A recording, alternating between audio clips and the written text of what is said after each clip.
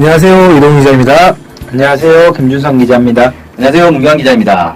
네, 이번 시간 오랜만에 돌아왔죠? 네. 당대회 분석 시간입니다. 당대회가 끝난 지 3개월이 아직도 분석? 네, 4개월이 다 돼가고 있는데요. 그만큼 이제 내용이 많고, 좀 우리가 북한 이야기 위해서는 중요하다라는 것을 감안하시고 계속하고 있다는 걸 이해해 주셨으면 좋겠고요. 꼭 들으시면서 북한을 이해하는 데 도움이 됐으면 좋겠습니다. 이게 거의 이제 향후 북한의 한 10년 정도 앞을 내다보는 국가 노선이다. 이렇게 보면 돼요. 네. 10년 동안 계속 이게 적용이 될 거기 때문에 잘 알아두는 게 중요할 것 같습니다. 네. 이번 시간은 사업총화보고의 마지막 부분, 정치군사 분야 시간입니다. 예, 정확하게는 이제 사업총화보고의 마지막 순서는 아니죠. 아, 그렇죠, 참. 네. 네. 그 국가 전망. 네, 국가 전망의 마지막 부분이죠. 네. 앞으로 더 남아 있습니다. 통일 분야도 있고, 뭐, 대외관계도 있고, 많이 대외관계도 있고요. 있고요. 네. 아무튼 국가 전략 관련해서 마지막 부분, 정치군사 분야 과제 시간인데요. 이따 딱 볼 수 있는 게, 정치군사 분야는 이미 강국의 지위에 올라섰다. 뭐 이런 표현이 그런 식으로 좀 썼다라는 게 눈에 띄거든요. 그래서 이 부분에 대해서 한번 쭉 말씀해 주시죠. 네, 어쨌든 이제 그 소제목들이 다 달려 있는데 각 분야에 대해서는 뭐 과학기술 강국을 건설해야 되고 경제 강국을 건설해야 되고 뭐 이런 식으로 표현이 되어 있는데 정치 군사 분야와 관련해서는 정치 군사 강국을 건설해야 된다 이런 게 아니라 정치 군사적 위력의 강화 이렇게 표현이 되어 있어요. 그러니까 이미 강국이 건설돼 있으니까 앞으로 이제 위력을 더욱 강화하는 게 이제 과제로 남는다 뭐 이런 거죠. 네. 그래서 보고에 따르면은 정치 군사력이 왜 중요한가? 나라의 존엄과 힘의 상징이고 반제 대결전과 사회주의 건설의 승리를 위한 결정적 담보고, 그다음에 조국 통일 위협을 앞당겨 실현할 수 있게 하는 이 원동력이고 이런 이유 때문에 이게 중요하고 사회주의 건설의 중심 과업이다 이렇게 좀 강조를 하고 있습니다. 그래서 정치 군사 강국이라고 돼 있으니까 정치 강국이 있고 군사 강국이 있고 이렇게 되겠죠. 네. 그래서 크게 이 두 가지 측면에서 사업총화 보고에서는 과제들을 제시를 하고 있습니다. 네. 그럼 정치 부분 먼저 네. 얘기를 해야 되겠네요. 네. 정치 사상 강국 이렇게 좀 표현을 하고 있는데 정치 사상 강국의 총적인 이제 과제는 사회주의 국가 정치 제도를 공고 발전시켜 인민 대중의 정치적 자주성을 철저히 보장하며 사회의 정치 사상적 통일을 끊임없이 강화해야 된다. 이게 이제 기본 내용입니다. 네. 그래서 인민 정권 기관의 사업 방향 당과 대중의 혼연일체, 멸사복무의 대중관 이런 것들이 이제 내용으로 제시가 되고 있습니다. 네. 일단은 이 북한의 정치 제도가 우리하고 많이 다르잖아요. 예. 뭐 아무래도 사회주의 국가고 자본주의 국가고 정치 제도가 다를 수밖에 없죠. 그럼 북한의 정치제도 같은 경우 특징이라고 딱 하면 뭐가 있을까요? 핵심적으로는 당 중심으로 모든 게 재편이 돼 있다. 이렇게 얘기를 할 수 있습니다. 그러니까 사회주의 국가들은 기본 공산당이 집권당으로 전 사회를 용도하게 이렇게 이제 헌법에 명시가 돼 있잖아요. 네. 북한은 이제 공산당이 아니라 노동당인데 어쨌든 북한의 정치제도는 노동당을 중심으로 해서 정부와 대중단체가 하나로 묶여 있는 이런 이제 형태다 이렇게 좀 볼 수 있겠고요. 그러니까 당이 노선과 정책을 수립하면 그걸 가지고 정부와 대중단체를 지도하고 정부는 국가 행정력을 통해서 이를 집행하고 대중단체는 단체 성원들에게 이걸 이제 해설하는 이런 시스템으로 되어 있는 거죠. 자본주의 국가에서는 뭐 정부, 의회, 법, 사법 이런 식으로 해가지고 삼권분립 더 해가지고 뭐 사권분립, 오권분립 이런 얘기도 있긴 한데 이런 식으로 하는 거랑 좀 확실히 좀 다르긴 하군요. 네, 그렇죠. 그러니까 자본주의 국가에서는 어느 당이 집권하느냐에 따라서 국가 방향이 이렇게 휙휙 바뀌잖아요. 네. 그런데 이제 북에서 그러니까 사회주의 국가들은 대체로 당이 계속 하나의 당이 계속 이 국가를 운영하다 보니까 국가 노선이 이렇게 휙휙 바뀌지는 않습니다. 당의 노선이 이제 바뀌는 데 따라서 국가 노선도 바뀌는 그런 시스템이다. 뭐 이렇게 좀 볼 수가 있겠고요. 네. 어쨌든 북한은 또 특이하게 전 국민이 대중단체에 다 소속돼 있어요. 가난해 빼고. 그래서 모든 국민들이 대중단체에 소속돼 있고 대중단체를 통해서 국가 노선들을 다 이렇게 교양을 받습니다. 그러니까 전 국민이 당의 정책과 노선을 잘 숙지하게 된다. 이런 이제 특징이 있죠. 그 다음에 이제 이게 역으로 또 그럼 당의 노선은 어떻게 결정되는 거냐? 당대표가 그냥 혼자 결정하는 거냐? 그게 아니고 이 전 국민들이 대중단체에 소속돼 있고 이 대중단체를 통해서 계급 계층별로 의견들이 모아지면 이게 당에 전달되고 그 다음에 또 당원들이 아주 많아요. 이 많은 당원들이 또 기층에 다 소속돼 있기 때문에 어디 공장의 당원들, 농장의 당원들, 뭐 청년 단위의 당원들, 뭐 이런 당원들의 의견들이 또 당으로 모이고 이렇게 해서 당에 모인 의견들을 가지고 이 당에서 노선을 결정을 하는 거죠. 네. 그래서 이렇게 위아래로 왔다 갔다 하는 그런 구조를 가지고 있는데 이게 이제 효율적으로 운영이 되면 아주 좋겠죠. 그렇죠. 근데 이제 이 중간 과정에 이제 당의 관료화라든지 간부들의 어떤 문제들이 발생하면 이게 효율적으로 잘 안 되고 의견이 중간에서 먹힌다거나 뭐 이런 이제 문제가 발생하겠죠. 그러면 이제 문제가 발생하게 되겠네요. 신뢰가 깨지는 거지 않습니까? 그렇게 되면. 그렇죠. 예, 그래서 이게 이 시스템이 제대로 운영이 작동이 되려면 사실 국민들이 당에 대한 신뢰가 아주 높아야 됩니다. 그리고 그 과정에서 간부들의 역할이 매우 중요하게 되는 거죠. 네. 그래서 북한에서는 항상 당 자체에 대한 얘기를 할 때 간부들의 대중관 문제를 항상 지적을 합니다. 그리고 관료주의, 부정부패 이런 것들도 항상 강조를 하고 있죠. 네. 그러면은 말씀하셨던 것처럼 간부들의 대중화 확립 뭐 이런 걸 하는 거면 그 정권 기관이나 그 어쨌든 정치 사상 강국 이 얘기를 하려면 정권 기관에 대한 얘기를 할 수밖에 없잖아요. 이런 정권 기관들이 무엇을 하는 건가, 뭘 하는 데인가 이런 것들로 좀 규정을 했을 것 같은데요. 예. 일단 아까 이제 정권 기관에 관한 내용, 그 다음에 당과 대중의 혼연일체, 그 다음 대중관 이런 내용들로 되어 있다라고 했는데 먼저 이제 이민 정권 기관에 대한 얘기를 좀 해야 되겠는데 정권 기관들은 인민 대중의 요구와 이익을 옹호하고 실현하는 사업으로 일관해야 한다 이렇게 이제 요구를 했어요. 그러면서 크게 이제 네 가지로 역할을 규정을 했는데 인민 대중의 자주적 권리의 대표자, 창조적 능력의 조직자, 인민 생활을 책임진 호주, 인민 대중의 자주적이며 창조적 생활의 보호자 이렇게 네 가지로 그 역할을 규정을 했습니다. 그래서 다양한 이제 과제들을 쭉 제시를 했죠. 여기에 맞게 이 역할에 맞게 다양한 과제들을 좀 제시를 했습니다. 뭐 대충 살펴보면 이런 것들이에요. 이걸 구체적으로 다 얘기하자면 너무 양이 많아서 간단하게 정리해 보자면 인민들이 국가 관리와 사회 정치 활동에 적극 참가하도록 독려해야 된다. 그래서 쉽게 말해서 뭐 선거 같은 게 있거나 아니면 정치 행사가 있을 때 여기에 주민들이 잘 참가하도록 독려하는 문제.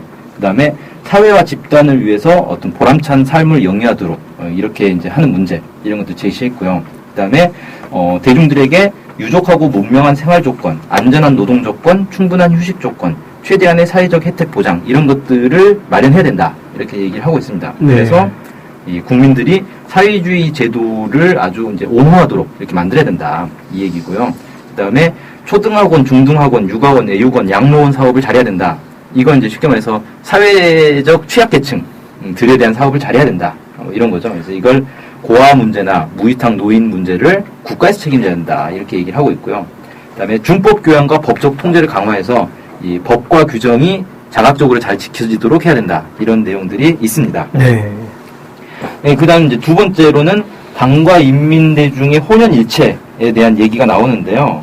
여기서는 이 혼연일체가 당의 생명력의 원천이고 사회주의의 불패성의 담보다. 이렇게 이제 얘기를 하고 있습니다. 네. 그래서, 당원과 근로자들에 대해서는 김일성 김정일주의로 튼튼히 무장하고, 당의 두리에 사상의지적으로 도덕의리적으로 단결하고, 뭐 이런 것들을 요구를 하고 있고요. 청년들에 대해서는 일심 단결의 정통을 이어서 당을 맨 앞장에서 옹이해야 된다. 뭐 이런 내용들이 나오고요.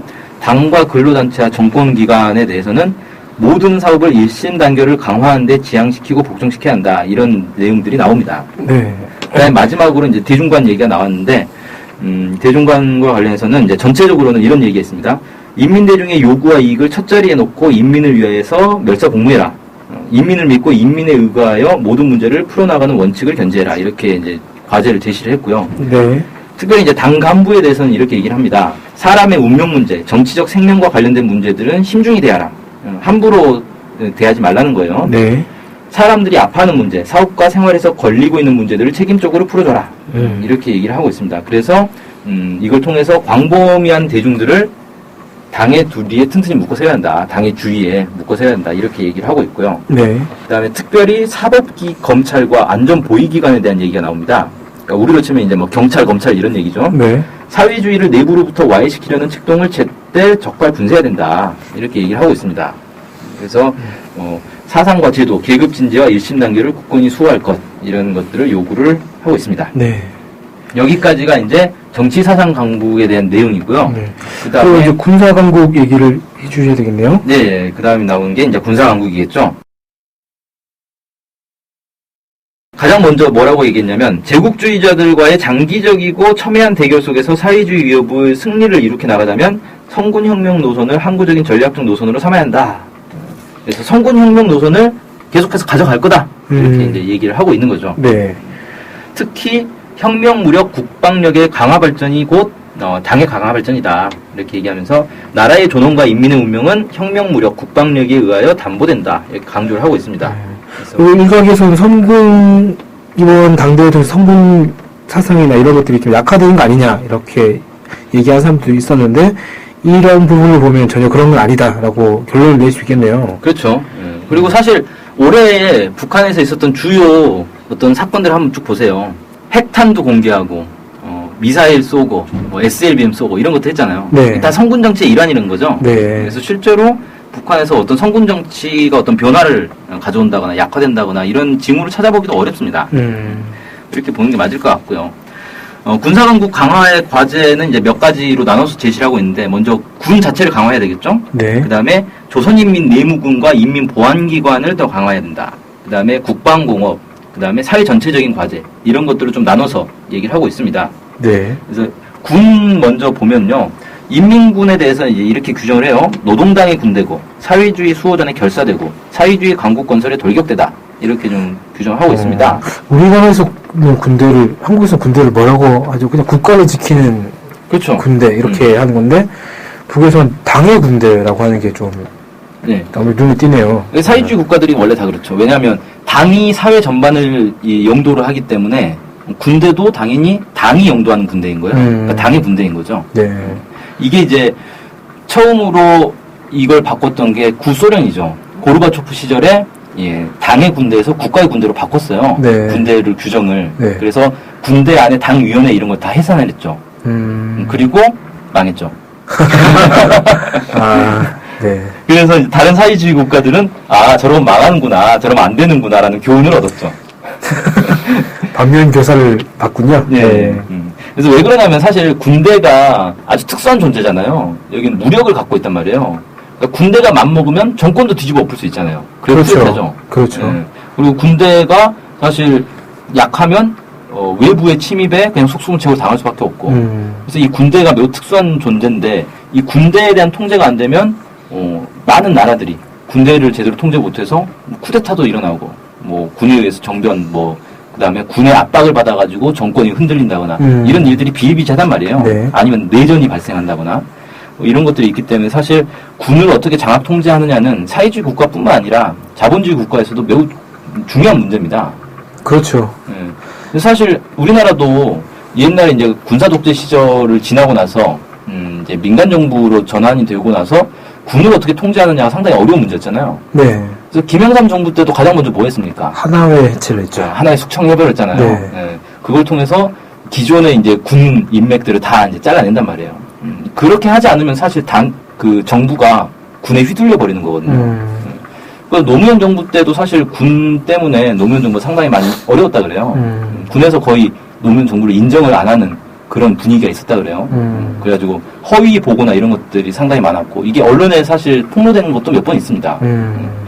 그런 식으로 이제 정부가 군을 통제하는 게 사실 이제 매우 중요한 문제인데 사회주의 국가에서는 당이 정부를 이제 지도하는 입장이기 때문에 당연히 군대도 당이 지도하는 거고 당의 군대가 되는 거죠. 네. 이런 이제 좀 체계가 우리하고는 많이 다르다. 이렇게 좀 볼 수 있겠고요. 군과 관련해서 이런 이제 과제들이 제시가 됐습니다. 군 건설의 총적 임무는 전군의 김일성, 김정일주의화다. 이렇게 좀 규정이 됐고요. 당의 군대로서 당의 영도가 인민군의 생명이고 당 중앙과 사상과 뜻, 운명을 일치시켜야 된다. 당 중앙을 결사 보유하는 성세가 되고 방패가 돼야 된다. 당의 명령 지시를 무조건 결사 관철해야 된다. 정치 사상 강군화, 도덕 강군화를 쌍기둥으로 삼아야 된다. 뭐 이렇게 얘기를 하고 있어요.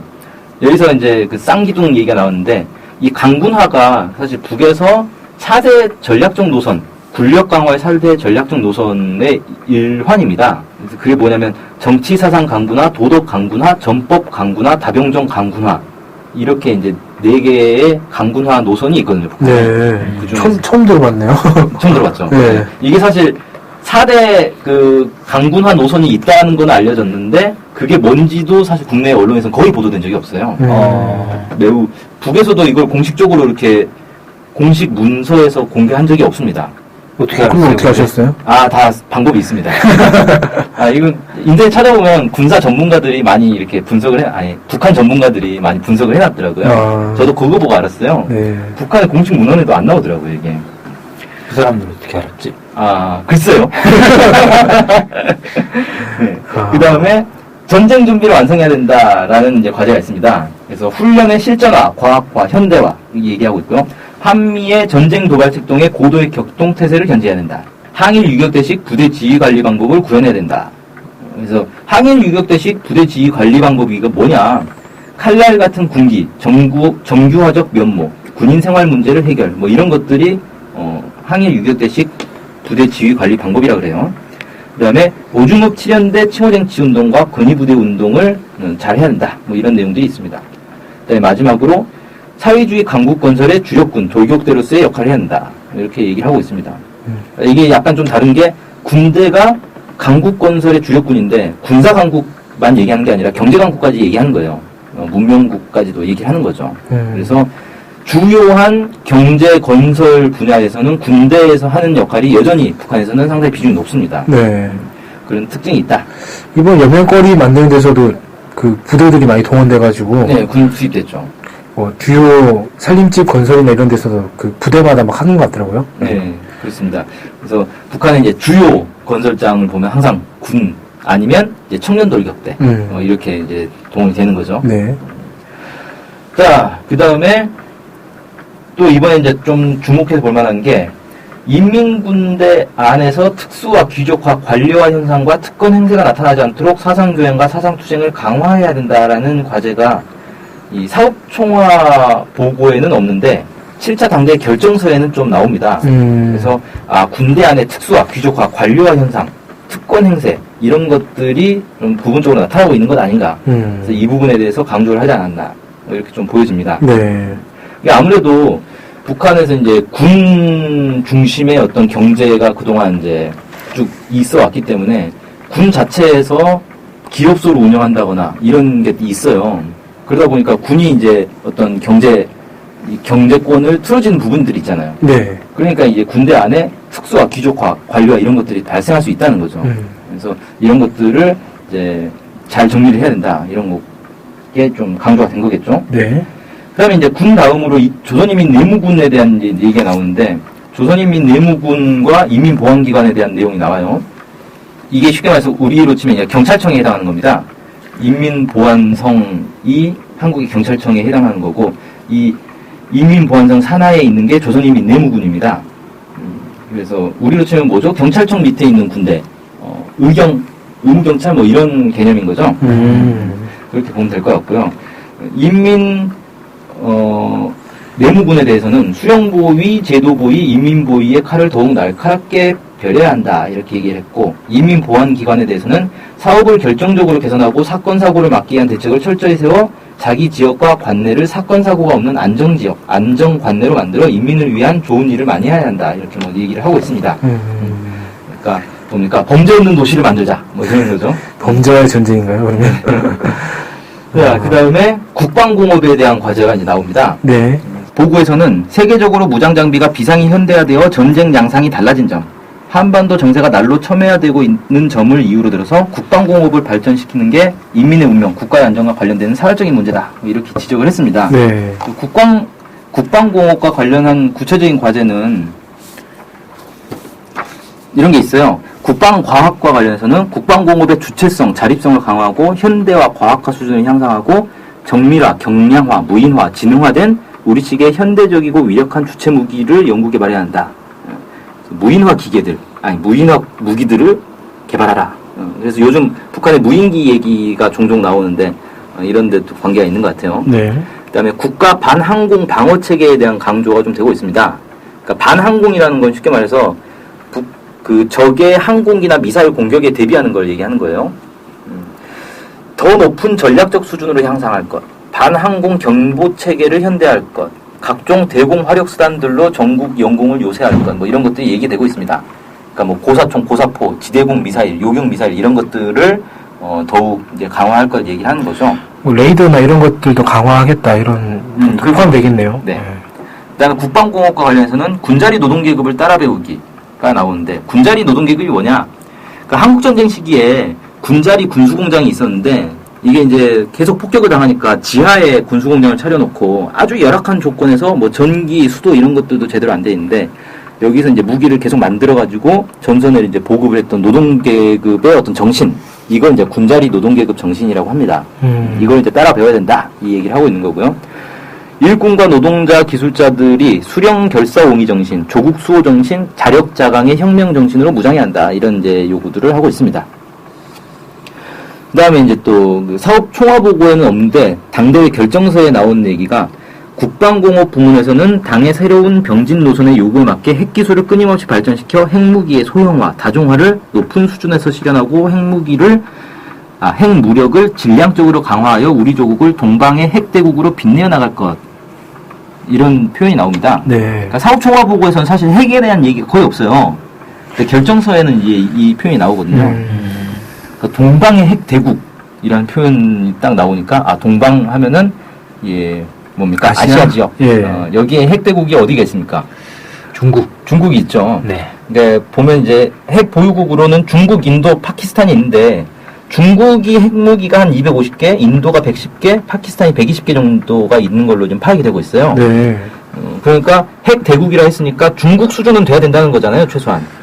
중국을 넘어서야 대국 아닐까요? 중국은 핵 대국이 아닌가요, 그럼? 정확히 모르겠습니다. 핵대국이 뭔지가 사실 정의된 건 아니니까. 그렇죠. 예. 네. 그래서 뭐 중국도 어쨌든 이제 핵 그 보유국 중에서는 대국으로 포함시키죠. 중국 수준의 이제 무기면은 2차 반격까지 가능하다. 뭐 이렇게 보고 있어요. 네. 그러니까 핵전쟁 시기에. 네. 그래서 중국 수준은 최소한 이제 가겠다. 그러니까 북한도 이제 핵무기를 한 200개 이상 보유하려고 하지 않겠냐. 이렇게 좀 볼 수 있겠고, 중국도 이제 수소폭탄을 보유하고 있단 말이에요. 인도는 수소폭탄 실험을 했다라고는 하는데, 했다는 주장과 가짜라는 주장이 좀 있어요. 그래서 인도는 수소폭탄 보유국으로는 일단 분류는 안 됩니다. 네. 어쨌든 이번에 이제 북한도 수소폭탄 실험을 했잖아요, 올 초에. 네. 이번에 이제 당대회 토론에서 그 양창욱 대표가 나왔는데 어디 대표인지를 밝히지 않았어요. 어느 소속인지를 알 수 없습니다. 근데 이 사람이 뭐라 했냐면 탄도로켓에 장착할 수 있는 표준화, 규격화, 소형화된 수소탄을 만들어 단번에 만들어 시험에서 완전 성공했다 이렇게 주장을 했어요. 그러면 이 왕창욱이라는 사람은 이것과 관련한 곳의 대표가 아닐까요? 그러겠죠. 네. 뭐 핵 군수 산업과 관련된 이제 사람으로 보여지는데, 어쨌든 이번에 올 초에 이제 수소폭탄 실험이 이미 수소 탄두를 가지고 실험을 했다는 거죠. 그렇게 이제 주장을 하고 있는 겁니다. 아무튼 북한이 이제 경제 핵 병진 노선에 따라서 중국 수준 혹은 그 이상의 핵 보유국이 될 때까지 핵무기를 질적으로 양쪽으로 계속 늘릴 것이다라는 걸 우리가 짐작할 수 있는 거죠. 네. 그다음에 이제 마지막으로 군사 관련해서는 온 사회에 군사 중시기풍을 세우고 전민항전 준비를 갖춰야 한다 이렇게 요구를 하고 있습니다. 그래서 전체 인민들 대상으로는 미제국주의자들과는 반드시 결판을 내야 한다는 각오를 가질 것. 그러니까 미국과는 반드시 전쟁을 하게 된다라는 얘기를 하는 거예요 지금. 언젠가는 한판을. 예, 그런 각오를 가지고 있어야 한다 이런 얘기고, 전쟁이 나면 침략자 경멸, 조국 통일을 이루기 위한 전민항쟁에 나서야 한다. 뭐 이렇게 이제 얘기를 하고 있습니다. 그 다음에 노농저기군과 붉은 청년 근위대에 대한 얘기가 있어요. 노농저기군은 우리로 치면 이제 예비군 민방위하고 좀 유사하죠. 네. 근데 여기는 무장 수준은 우리하고는 비교가 안 돼요. 탱크, 대공포, 다연장 로켓포 이런 걸로 무장을 하고 있습니다. 예비군이요? 네, 무시무시하죠. 그래서 막 트랙터에다가 로켓포 그 포대 달고 막 다니고 막 이래요. 연령식 하면 장난 아닙니다. 예비군 훈련 힘들겠네요. 네.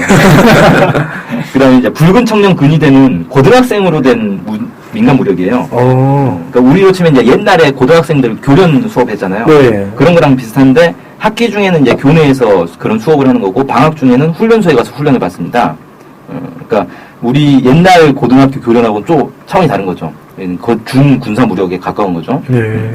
이런 이제 대들이 전투 정치 훈련 강화로 어떤 상황에서도 자기 임무를 수행할 수 있게 준비할 것 이렇게 이제 과제를 제시하고 있고요. 그 다음에 이제 민간 무력 부문에 대해서 따로 얘기를 하고 있는데 아까 얘기한 게 민간 무력 부문 아니냐라고 할 수 있는데 이거 외에 그러니까 노농저기군과 붉은 청년 근위대 외에 교도대라는 게 있어요.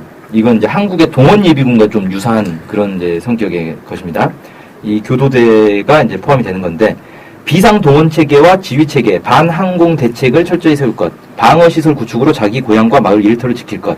그래서 이 민간 무력 부문은 주로 하는 게 자기 고향 지키는 겁니다.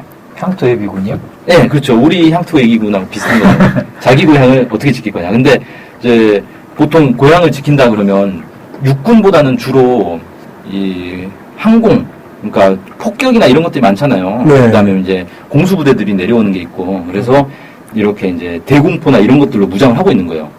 반환공 예, 그러네요. 그런 무장을 하고 있는 거죠. 예비군들이. 그런 시스템으로 되어 있는데, 어쨌든 북한에서는 이런 식의 이제 국방과 관련된 노선을 이제 제시를 했다. 이렇게 볼 수 있을 것 같습니다. 네. 예, 지금까지 매우 긴 시간 동안 이번 북한의 사업총괄보고에서 정치군사 분야에 대한 과제를 이야기를 해주셨습니다. 어쨌든 좀 기억에 남는 거는 동방의 핵대국이 되겠다라는 부분, 이게 좀 기억이 많이 남는 것 같아요. 이 표현 어디서 많이 들어보지 않습니까? 동방의 등불. 타고르의 시가 딱 떠오르는데. 그런가요? 아무튼 동방의 핵대국이 되겠다라는 게 좀 아무래도 좀 기억이 많이 남는 시간이었던 것 같고요. 다음 시간에는 그러면 어떤 것이 준비가 되는 거죠? 예, 이제 남북 관계와 관련된 내용이 준비가 됩니다. 네. 다음 시간에 남북관계를 다룰 시간에 또 찾아뵙기를 기대하면서 오늘 방송은 여기서 마치겠습니다. 감사합니다. 감사합니다.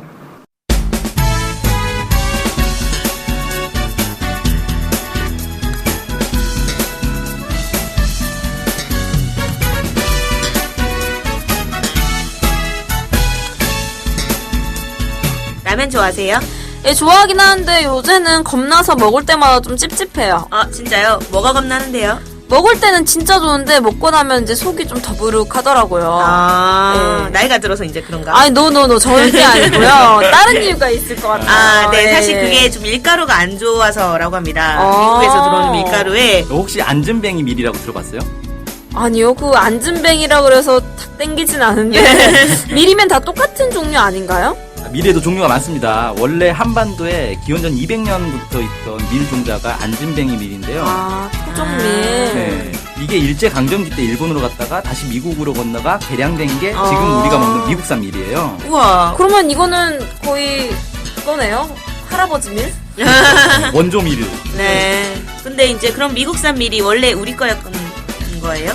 정확히 말하면 우리 밀을 개량한 거죠. 아. 근데 원래 우리 밀을 아직도 키우는 분들이 있습니다. 네, 한국 사람이면 이 한국밀, 토종밀이 더 몸에 잘 받을 것 같은데요. 그렇죠. 이 안진뱅이 밀로 만든 라면이 있는데 저도 먹어보니 속이 불편하지 않더라고요. 근데 왠지 좀 맛이 없을 것 같아요. 저도 그런 선입견이 있었는데 맛은 일반 시중 라면에 비해 전혀 밀리지 않습니다. 그 어느 정도 급인가요? 요즘 유행하는 진짬뽕 급인가요? 짬뽕 라면은 아니고 그냥 일반 라면인데 신라면과는 대등하다. 아, 그 그건 정도면 괜찮네요. 괜찮죠. 그러면 네. 좀 가격이 비쌀 것 같아요. 한 박스에 20개가 들었는데 32,000원입니다. 개당 1,600원 꼴인 것 같은데요.